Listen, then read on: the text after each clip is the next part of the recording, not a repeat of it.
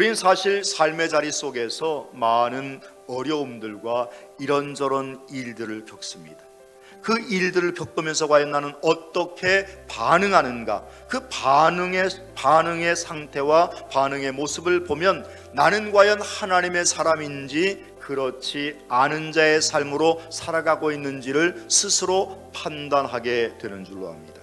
오늘 사랑하는 저와 여러분들의 삶 가운데 나는 과연 어떠한 삶의 모습으로 살아가고 있는지, 상황이 나를 지배하는 삶이 아니라 내가 상황을 지배할 수 있는 믿음과 삶의 모습으로 살아간다고 하는 것, 이것은 바로 어떨 때 가능한 것이냐, 하나님의 말씀으로 흔들리지 아니하는 삶을 살아갈 때에 가능하다 할 것입니다.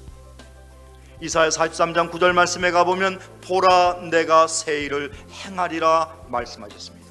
사막에 길을 내시고 강을 내시는 하나님, 보라 내가 새 일을 행하리라 말씀하시는 그 주님의 말씀이 오늘 우리 가운데 있기에, 지금은 아무것도 보이지 않고 길이 없는 것 같고 강이 없는 것 같지만 하나님께서 우리의 강을 예비하시고 길을 준비하셨다는 사실을 믿음으로 나아갈 때에 우리에게 복된 길, 행복의 길이 열릴 줄로 믿습니다.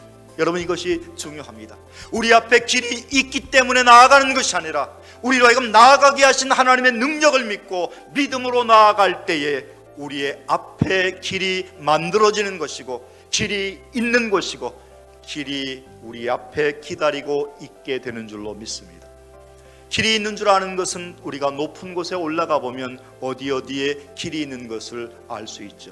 여러분, 하나님께서는 저와 여러분을 감찰하시는 분이시라고 했습니다. 높은 곳에서 우리를 살피시는 분이라는 거죠. 그런데 그 감찰이라고 하는 개념은 위치적인 개념이 아닙니다. 높은 곳에서 바라본다는 의미가 아니죠. 물론 높은 곳에서 바라본다는 위치적 의미로도 해석해 볼 수 있겠지만, 우리의 삶의 모든 바를 아시고 우리의 머리털 하나로도 세심 받으시고 우리의 행한 바를 아시고 우리의 오늘을 아시고 내일까지도 아시는 분이 주님이라는 사실입니다.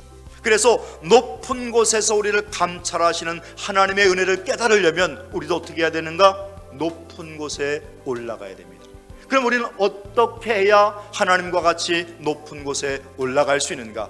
능력이 많아서 날갯짓 타고 다른 박질하여서 올라갈 수 있는 것이 아니라 하나님과의 기도의 교통과 관계가 날로 새로워지는 삶을 살아갈 때에 주님처럼 주님과 같이 높은 곳에서 우리의 삶을 바라보게 되고, 보이지 않았던 길들을 보게 되고 발견케 되고 가야 할 방향을 새롭게 잡게 되는 줄로 믿습니다.